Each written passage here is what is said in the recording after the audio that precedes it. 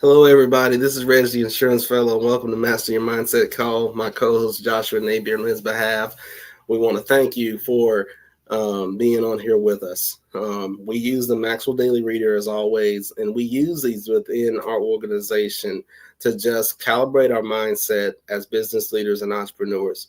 I'll be reading two passages this morning. I'll be reading the January 11th passage, which I'm about to put up so you can see, and we get to read this together, and also the January 12th passage, and then we can move on. We can move on with our day. All right, let's look at this here thing. Give me a moment here. You know how Mondays are, but the law of priorities. Priorities are very important, and when you look at something as being a priority, that's usually something that's number one, and everything else is lower on the order. But let's look at this passage and let's see what it has to say. Read right along with me if you've got this book in front of you. But if not, the passage is right here. When we are busy, we naturally believe that we're achieving, but business does not equal productivity. Activity is not necessarily accomplishment.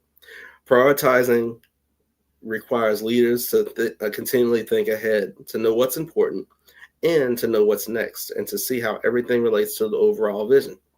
The first thing is what is required. What must I do that nobody can or should do for me? What gives the greatest return? That's our second one. Work in your areas of greatest strength. Is there something you're doing that can be done 80% as well by someone else? If so, delegate it. What brings the greatest reward? Life is too short not to do some things that you love. What energizes you and keep you passionate? This is coming from the 21 irrefutable laws of leadership. And the final note here, today, give your time to only things that pass the requirement, reward, return, and reward test. We're in 2026. This is a time where people are setting their priorities or establishing what their resolutions or their goals for the year. I encourage you to look at what is required of us. I think that's a very very important one, because we got to look at the things that we must do, things that are non-negotiables, and things that are deal breakers should we not achieve them. I also encourage us to look at what gives us the greatest return. There are things that we love to do, and when we love to do those things, it's not going to feel like work. It's definitely going to feel like a passion that continues to give back over and over again. And what brings the greatest reward? And you got to look at it, especially in the business and entrepreneurship. There's a reward, but what precedes it is that risk. So, what is it that you love? And what is it that you are willing to prioritize in order to get what you love? What energizes you? And I can tell you, if you think about the sport of professional wrestling, I think about one wrestler in particular, Arn Anderson. When he was interviewed, one of the things that he said was so vitally important.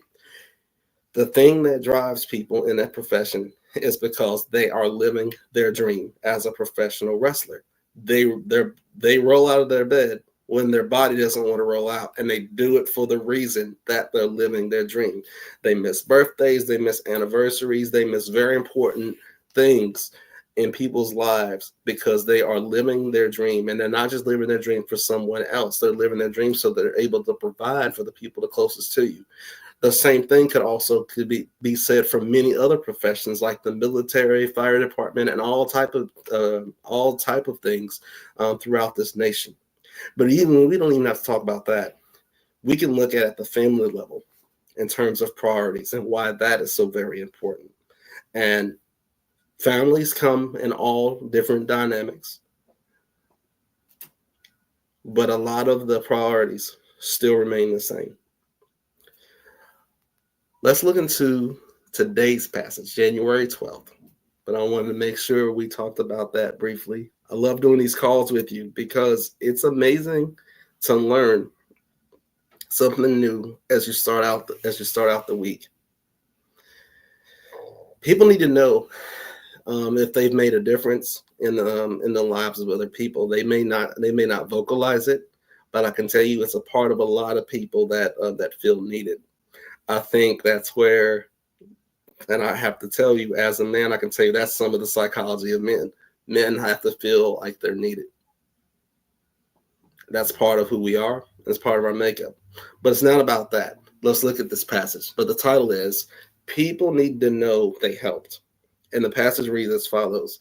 Whenever someone tells me how valuable the people on my team are to them, I encourage them to tell the individuals who were so helpful. Why? Because people need to know they helped someone. Good leaders make people feel that they're at the very heart of things, not at the periphery, says author leadership expert Warren Menace. Everyone feels that he or she makes a difference to the success of the organization. When that happens, people feel centered, and that gives their work meaning. Walter Shipley of Citibank says, "We have 68,000 employees. With a company this size, I'm not running the business. My job is to create the environment that enables people to leverage each other beyond their individual capacities. I get credit for providing the leadership that got us there, but our people did it." Shipley understands what successful leaders know. People need to know that they made an important contribution to reaching the goal. It's not a sign of weakness to let others know you value them. It's a sign of security and strength. When you're honest about your need for help, specific with others about the value they add, and inclusive of others as you build a team to do something bigger than you are, everybody wins. This is coming from the 25 ways to win with people. And the final note, tell the members of your team why they are valuable to you. True story. I remember being an executive recruiter and talking to a lot of people who are seeking work with different companies.